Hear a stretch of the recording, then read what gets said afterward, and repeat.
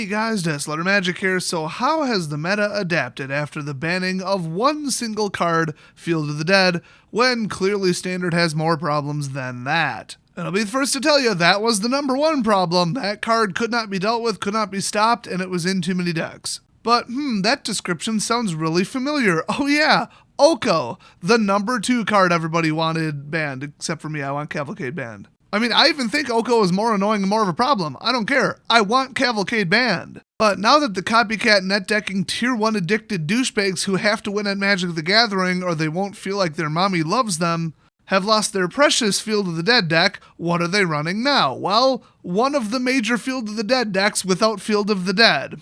Shocker. So Field of the Dead was like a backup win condition for basically anything that just dumped lands into play and ramped super quick, and obviously ramping super quick is a Simic thing. So Simic All-In Ramp and Super Friends both ran Oko Thief of Crowns.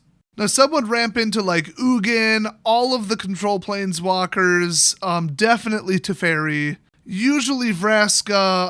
I mean, you guys know how Super Friends work. Duh. It was just all the most obnoxious control-y planeswalkers, and you couldn't kill them fast enough. But they would start with Oko to delay. So if you're not familiar with Oko Thief of Crowns, he is a 3-mana, 4-loyalty planeswalker with 2+ abilities, which just that alone, don't ignore what the card does. That's ridiculous, and one of his colors is a control color, and the other color is a bodyguard color. Well, we're off to a great start already. His +2 is create a food token. I mean, really, it's just the +2 that's dangerous. 1 food, whatever.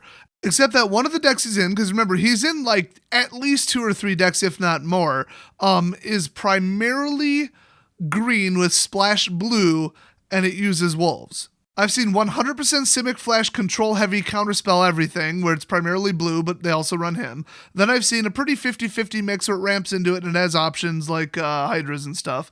Then I've seen a mostly green force fight counter drop semi-proliferate wolf deck that also runs him. And most of those do need the food. I mean, it's 3 life every turn if you've got the mana, which is incredibly annoying when you also have to focus not on their life total but on him with any kind of melee damage.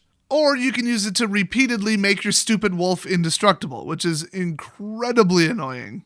So second ability is +1, target artifact or creature loses all abilities and becomes an elk creature with base power, toughness 3/3. So basically removal. A 3/3 isn't going to do anything against any deck that runs him. So that's removal for a +1. I think it was a typo and it was supposed to say -1 because I didn't think anybody could be that stupid and careless with math. But then again, this is Wizards. So yeah, your biggest, baddest creature, your biggest recurring trigger, no, it's gone. So good luck taking them out now. I mean, the fact that it loses flying and trample, that's just, you are not going to get rid of this guy. If you try a more direct approach, they're probably just going to counterspell you, or if it's on Arena, they'll just have 2 in their hand. So then is -5, which remember, you drop him in and +2 him, so you can ult him the next turn, and you have an artifact food token sitting there. So you -5 and exchange control of target, let's be honest, food that you just generated, or creature you control, and target creature an opponent controls with power 3 or less. So the whole power 3 or less thing, that makes it borderline useless, but I've gotten some pretty good stuff stolen that I wasn't very happy about. So it's life gain combo enabler, creature removal, and creature removal.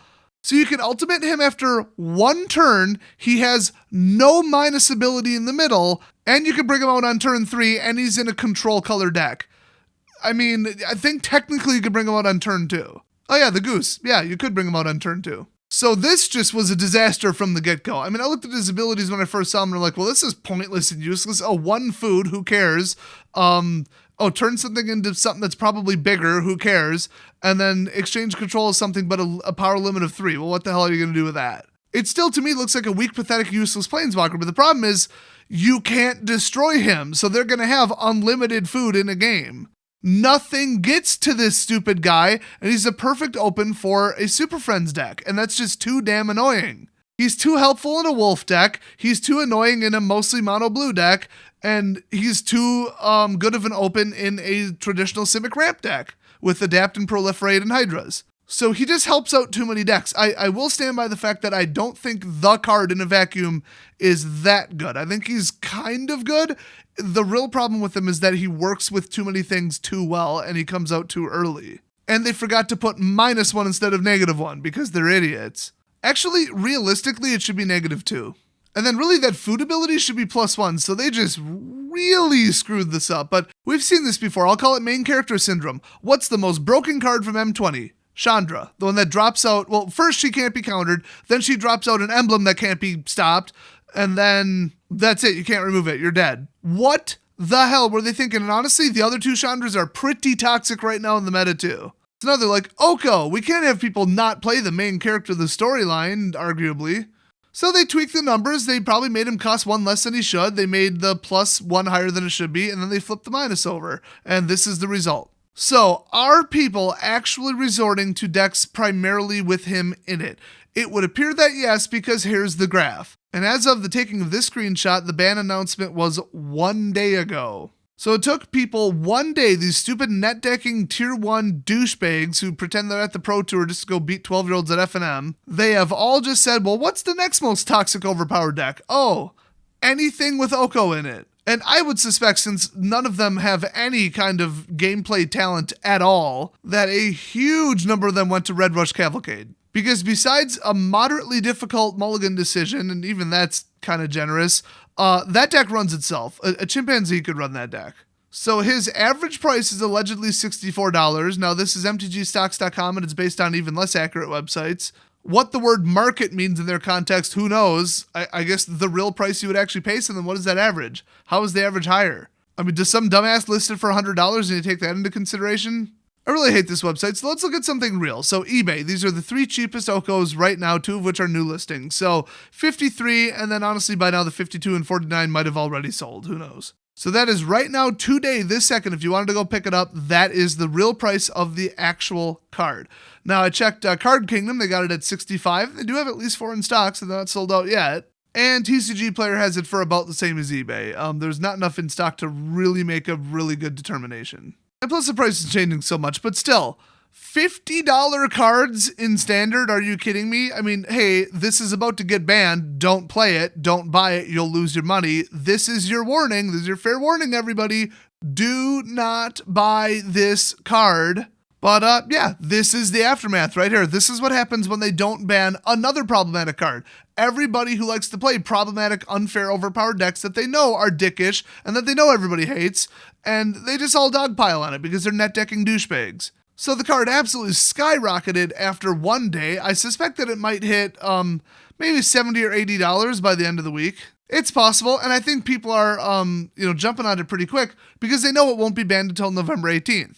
Except Wizards might issue another out-of-cycle emergency ban and make themselves look even stupider. But, I mean, honestly, the announcement to only ban 1 card made them look as stupid as possible, so I don't know how it could get worse. At least it would be seen as fixing the problem if next week they said, yeah, Oko's banned too, and Cavalcade, and Teferi, what the hell, why not? And Gateway Plaza, Guildmage's Forum, Interplanar, Beacon, and Plaza of Harmony. I mean, if they really want to solve the problem, that's what they would do. The best thing is, how do you build around this card? Well, you can't, because you don't know if they're playing Wolves or Super Friends or Blue Heavy or, I mean, he just goes in so many damn decks. I think I saw somebody running him just for the food in a Witch's Cauldron cat deck. So yeah, he is going to be the next on the ban list. This guy, he can't be stopped. Spells can't kill him because they'll just counterspell it. You certainly aren't going to get a creature in there for 6 damage the turn he comes out. That's never going to happen. And even if you kill him, they're probably at 32 life at that point. So it's just, he has to go. He's too good. And he's going to, because he's going to continue to ruin standard, because Wizards such a bunch of pansy-ass little bitches that they just can't pull the trigger on all of the problematic cards. They can't admit, wow, instead of screwing up with this one little card, we actually screwed up with about 12 cards. And then destroy every single problematic deck that's overpowered, a completely inappropriate power level for standard, just in context, not to mention meta ruining, virtually unbeatable with no answers, and, $60. Like, do any of those look like a problem to you? In fact, this is Hasbro's stock price. That's the fallout of this ban announcement. Just kidding. I mean, that is their stock price taking a $20 nosedive, which is almost 17% overnight, but that was because of their shitty Q3 earnings report. The rumor is that drop was exclusively due to the mishandling of the Mythic, whatever the hell products. I don't even know what they call them at this point. All those disasters. But I'd like to think, since it was on the same day, that it was because of the ban announcement. I'd love to see the investors just say, well, they didn't fix a damn thing, and just sell the stock. Just short it into oblivion. I would literally short it based on just that news. Like, not just let's jump off that train. I would actively try to make money off of how low I think it's going to go. But yeah, I'm sure we definitely won't see them pull a product out of their ass to make up the differences in lost revenue and try to sell it to Magic players, because that's probably their biggest division. No, they never do that. Well, I might as well announce it now, based on absolutely no evidence other than this chart right here. They're bringing back Masters, and it's going to be for sale around Christmas. Woo! Okay, I don't think they can actually throw together Masters that soon. I think the soonest we see it is like March, but unless it's Land Masters and it's not draftable, hey, they got all of November to print that shit, just saying. Now, if I'm reading this correctly, which that is a big if, because I'm used to Bitcoins, not stocks, they just lost $2.1 billion in one day. So investor confidence is at about my confidence level that Oko won't be a problem in Standard. So I just wanted to tack that hilariously cheery news onto the end of this one. Two disasters all at once. Oko's going up, Hasbro's going down, and Magic's going down the toilet. Which is kind of funny. You would think that investors would be like, oh, Hearthstone is having an issue. Blizzard's having a little bit of a protest. We should probably buy up Hasbro's stock because Magic the Gathering is about to get a little bump. Couple TCG refugees coming over to this game, just saying. And then on top of it, just to drive the point home, they just let a Hong Kong resident make like a protesting statement on live stream and didn't say anything about it and had no punishments. I mean, that's putting out the welcome mat. If I was an investor, I would ignore their earnings report and just be like, it's a fluke, whatever, who cares? Yeah, they lost some money. It was a one-time thing. Who cares? Does not indicate the future. I would actually buy their stock right now. This is not advice because I think I can't legally give financial advice. Maybe, I don't remember. Maybe that's just legal or medical. I'm just saying, it looks like an opportunity to me, in my opinion. But then again, the way that these idiots manage, at least Wizards of the Coast, I wouldn't trust a dollar with them. I mean, to me, it's like the equivalent of investing in Apple right now. They're gonna fail eventually. People hate them too much. They're the MySpace of the tech world. Once all their brainwashed cult member dumbass customers realize that like $1,100 for a flimsy, defective piece of shit is not a very good deal, and being locked into Apple everything is not a good deal, and Europe sues them even more into oblivion. Plus they get nailed for like $15 billion worth of tax evasion. It doesn't look good for them. And all the products they made in the last 7 years have crashed and burned. They've tried entire new ventures that didn't work. I mean, their company's dead. They just have like $50 billion in liquid cash to burn through before it's like an official, let's hold a funeral. But, And I'd say Hasbro looks the same just based on the mismanagement of Wizards of the Coast exclusively. But that whole division could die and Hasbro would keep going. So I don't know. It doesn't seem like a good bet for me, except in the extreme short term. I think that when they post the year-end report, when they look at arena income, it's going to be very high. And then I think the stock price is going to rebound temporarily. So, yeah. But anyway, what do you think? Will Oko be banned from Standard? Just kidding. When will Oko be banned from Standard? Emergency or November 18th? Leave your guess down below. Thanks for watching, and I'll see you guys next video.